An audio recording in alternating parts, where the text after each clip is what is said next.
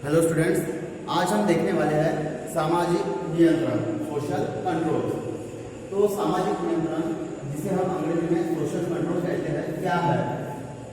इसके नाम से ही सिद्ध होता है एक नियंत्रण। इस प्रकार का सामाजिक नियंत्रण। अब हम सामाजिक प्राणी है, तो हम पर समाज द्वारा जो नियंत्रण किया जा रहा है वह सामाजिक नियंत्रण होगा।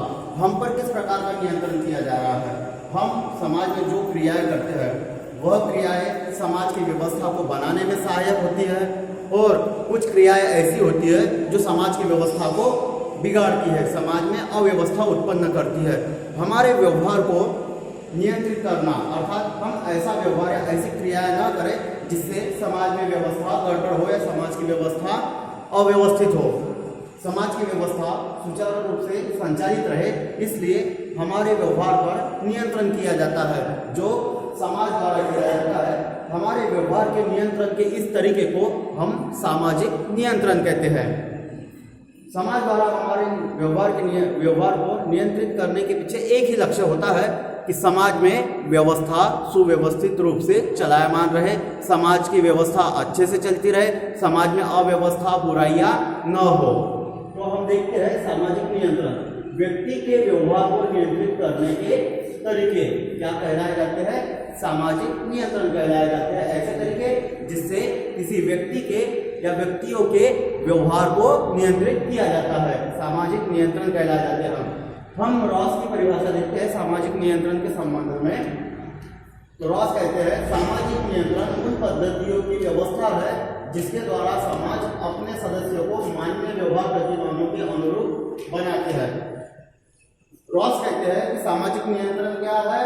ऐसी पद्धतियों की एक व्यवस्था है जिसके द्वारा क्या किया जाता है कि समाज के जो सदस्य है उनके व्यवहार जो है हमारे, उन व्यवहारों को प्रतिमानों के अनुरूप, अर्थात समाज के आदर्शों के अनुरूप समाज की व्यवस्था अच्छी बनी रहे, इस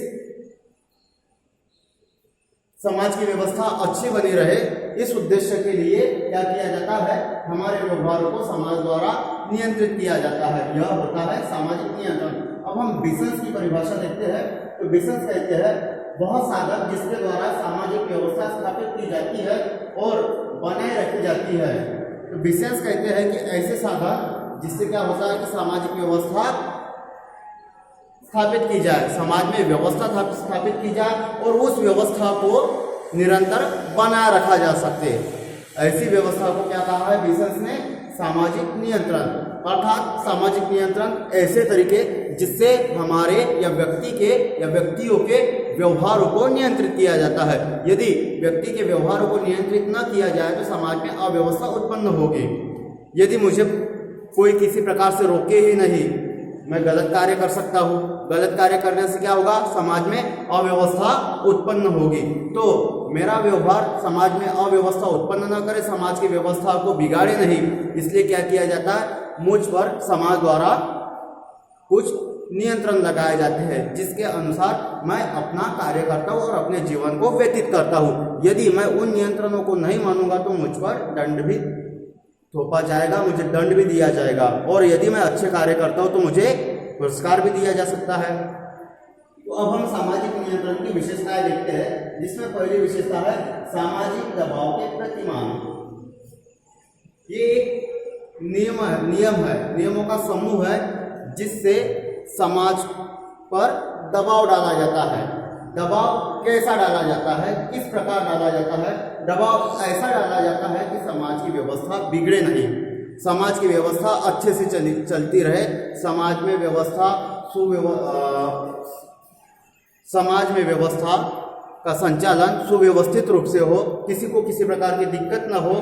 सब कह सकते हैं कि हम सिंपल शब्द में सब कुछ ठीक हो, जहाँ पर किसी को कोई दिक्कत ना हो, कोई मुसीबत ना हो, किसी के लिए कोई परेशानी ना हो।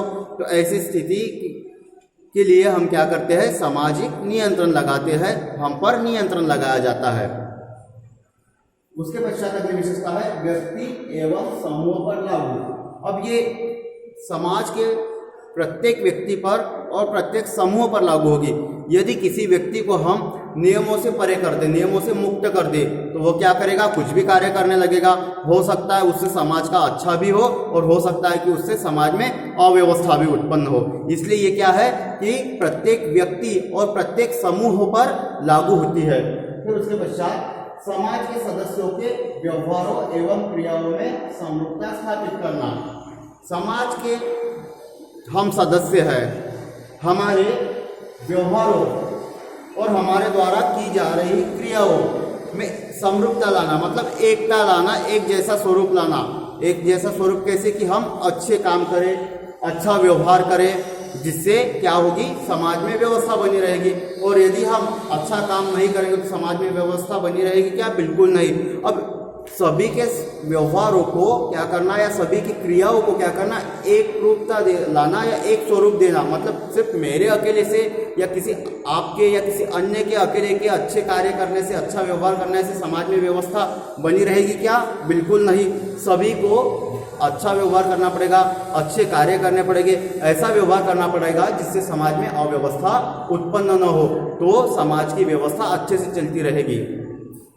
फिर उसके पश्चात सामाजिक संगठन के लिए शक्तिशाली बनाना। समाज का जो संगठन है, सामाजिक संगठन को शक्तिशाली बनाना। समाज का जो संगठन है उस संगठन को शक्तिशाली बनाना। समाज में सभी प्रकार की सुविधाएं हो, सभी प्रकार की अच्छी व्यवस्था हो, किसी प्रकार की कोई तकलीफ ना हो, किसी प्रकार की कोई रोग ना हो। समाज के लिए रोग मतलब क्या हो गया, समाज में जो बुराइयां है वह समाज के लिए रोग हो गई। ठीक है, तो ऐसी बुराइयां ना हो उसके लिए क्या किया जाता है, सामाजिक नियंत्रण बनाया जाता है जो समाज के संगठन को शक्तिशाली बनाता है।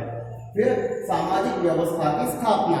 समाज की जो व्यवस्था है उसकी स्थापना करने के लिए भी सामाजिक नियंत्रण लगाया जाता है। यदि नियंत्रण नहीं रखेंगे या किसी व्यक्ति पर नियंत्रण नहीं होगा तो हो सकता है वो अपराध करने लग जाए, गलत कार्य करने लग जाए, जिससे समाज की व्यवस्था बिगड़ जाएगी, गड़बड़ हो जाएगी, अव्यवस्थित हो जाएगी। फिर उसके पश्चात दंड एवं पुरस्कार। यदि हम गलत कार्य करें तो हमें क्या किया जाएगा, समाज द्वारा, हमारे रिश्तेदारों, हमारे परिचितों, हमारे मित्रों या हमारे ग्रामीणों या हमारे सगे संबंधियों द्वारा हमें दंड दिया जाएगा। हो सकता है हमें कानून द्वारा, शासन प्रशासन द्वारा भी दंड दिया जाए अगर हम गलत कार्य करें, क्योंकि हमने समाज की व्यवस्था को खंडित करने का कार्य किया, तो हम पर अब सामाजिक नियंत्रण किया जाएगा दंड के माध्यम से। और यदि हमने बहुत अच्छे कार्य कर लिए, कुछ अच्छे प्रतिमान स्थापित कर लिए, आदर्श स्थापित कर लिए, जिससे हर कोई कह रहा है कि नहीं हमें उस व्यक्ति जैसा व्यवहार करना चाहिए, कितने अच्छे कार्य किए उस व्यक्ति ने, कितना अच्छा काम किया, सभी को उस व्यक्ति से प्रेरणा लेनी चाहिए।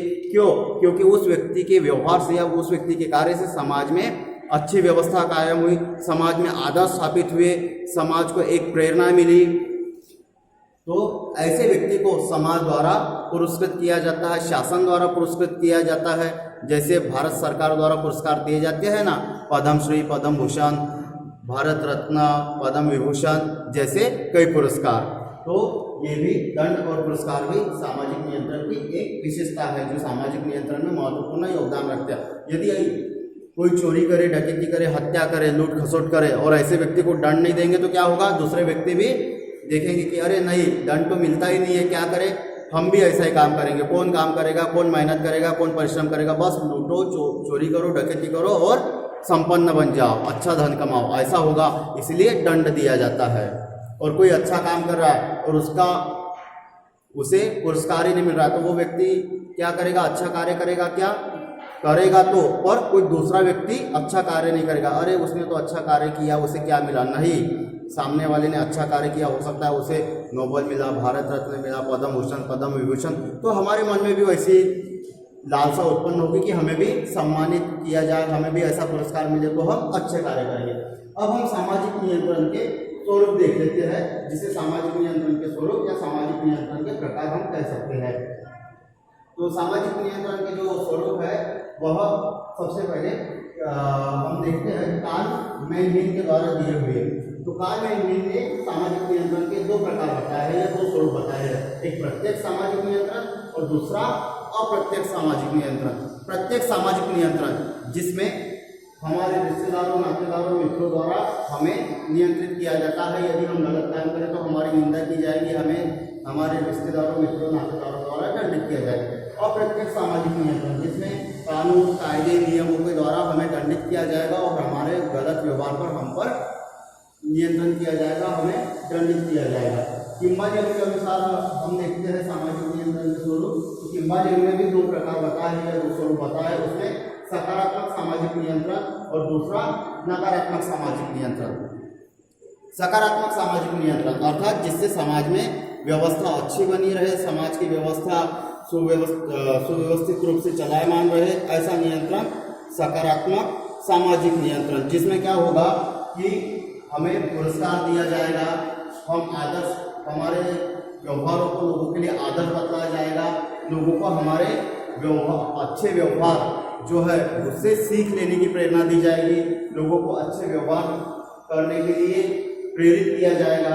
अब नकारात्मक सामाजिक नियंत्रण, नकारात्मक सामाजिक नियंत्रण अर्थात किसी ने कोई गलत कार्य किया जिससे समाज में व्यवस्था अव्यवस्थित हो गई, गड़बड़ हो गई, खराब हो गई, ठीक है, तो ऐसे व्यक्ति को क्या किया जाएगा, दंडित किया जाएगा, सजा दी जाएगी। ये है नकारात्मक सामाजिक नियंत्रण। अब हम सामाजिक नियंत्रण के अन्य स्वरूप भी देख लेते हैं, जिसमें औपचारिक सामाजिक नियंत्रण और अनौपचारिक सामाजिक नियंत्रण। तो औपचारिक सामाजिक नियंत्रण जिसमें औपचारिकता होती है अर्थात कागजी कार्रवाई होती है और जो हमारे घर परिवार में नहीं होती। कागजी कार्रवाई, यदि हमने कोई गलत कार्य किया, अपराध किया, चोरी, लूट, हत्या, डकैती की, तो क्या हमारे घर परिवार द्वारा हम पर औपचारिक नियंत्रण होगा? क्या नहीं, हमारे घर परिवार द्वारा हमें तिरस्कार किया जाएगा, त्याग दिया जाएगा। हो सकता है कि घर परिवार के लोग हमारे उस दुष्कृत्य को छुपाने का प्रयास करें। परंतु औपचारिक नियंत्रण की श्रेणी में कौन आएंगे? हमारी कानून की संस्थाएं, पुलिस हो गया या न्यायालय हो गया, तो ये क्या करेंगे, हमें दंडित करेंगे। कागजी कार्रवाई होगी हम पर, FIR होगी, केस चलेगा, मुकदमे चलेंगे, हमें दंडित किया जाएगा। जैसा हमारा अपराध है, जैसा हमने समाज में अव्यवस्था उत्पन्न करने के लिए दुष्कृत्य किया या अपराध किया, उसकी श्रेणी में हमें दंड दिया जाएगा और हमें दंडित किया जाएगा। और सामने हम ऐसा कार्य न करें, इसके लिए भी हमें प्रेरित किया जाएगा और हमें दंड दिया जाएगा। तो ये दंड जो हमने भोगा है, उसकी त्रासदी को भोगकर या उस दुख को भोगकर हम निकट भविष्य में ऐसा कार्य करने से, जिससे समाज में अव्यवस्था उत्पन्न हो, ऐसा कार्य करने से क्या होंगे, बचेंगे या दूर रहेंगे। हो सकता है हम समाज की मुख्य धारा में जुड़ जाए, कई लोग जुड़ जाते हैं, ठीक है। तो और इससे एक चीज ये भी होती है कि यदि किसी को दंड मिला गलत कार्य करने के पश्चात, उसे न्यायालय या कानून द्वारा दंड दिया गया, तो क्या होगा कि सामने वाला देखेगा, नहीं, फला व्यक्ति ने गलत कार्य किया था, अव्यवस्था उत्पन्न की थी, तो उसे सजा मिली, तो हमने ऐसे कार्य नहीं करने चाहिए। दूसरे लोगों के मन में भी डर बैठेगा बुरे कार्य करने के लिए, तो बुरे कार्य को कोई नहीं करेगा, अच्छे कार्य ही करेंगे, जिससे समाज में व्यवस्था अच्छी बनी रहेगी। अनौपचारिक सामाजिक नियंत्रण, अनौपचारिक सामाजिक नियंत्रण जो हमारे घर परिवार, रिश्ते, नातेदारों, मित्रों द्वारा होता है। हमने कुछ गलत कार्य कर लिया तो क्या होगा, हमारी निंदा की जाएगी, हमें समाज द्वारा कुछ चीज़ों के लिए प्रतिबंधित किया जाएगा, कुछ व्यवहारों के लिए प्रतिबंधित किया जाएगा। हो सकता है समाज द्वारा हमारी कुछ सुविधाओं को छीन लिया जाएगा, हमें हंसी का पात्र बनाया जाएगा, हमारी निंदा की जाती जाएगी, हमें हमारे घर परिवार द्वारा दंडित किया जाएगा। बचपन में हमारी पिटाई होती थी ना घर में, कुछ गलत कार्य करने के कारण, तो उस गलत पिटाई के कारण हम क्या करते थे कि अब आगे हम वैसा कार्य नहीं करते थे, तो वो भी एक सामाजिक नियंत्रण का स्वरूप है। किस प्रकार का स्वरूप है? अनौपचारिक सामाजिक नियंत्रण का, जो हमारे घर परिवार और मित्रों, पड़ोसियों द्वारा किया जाता है। तो ये तो था हमारा सामाजिक नियंत्रण, जिसे हम सोशल कंट्रोल के नाम से जानते हैं। अगली कक्षा में हम सामाजिक नियंत्रण का महत्व देखेंगे, सामाजिक नियंत्रण समाज के लिए क्यों आवश्यक है, और हम अगली कक्षा में सामाजिक नियंत्रण की आवश्यकता, महत्व या कार्य जिसे कहते हैं वह देखेंगे।